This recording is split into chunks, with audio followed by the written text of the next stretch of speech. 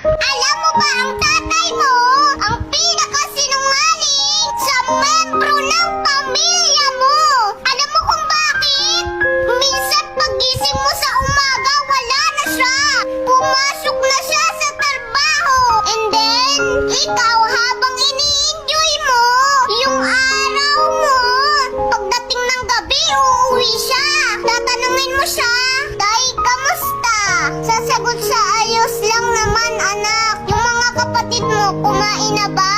Pero hindi mo alam na ayaw niya sabihin sa'yo yung pagod niya buong maghapon. May mga tatay na nakabilad sa araw. Minsan nauulanan pa nga eh.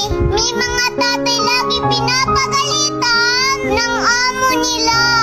May mga tatay na kapag nabigyan sila ng merienda ng amo nila, imbis na isusubo na lang nila, ilalagay pa dun sa lumang bag nila para pasalubong sa mga anak nila.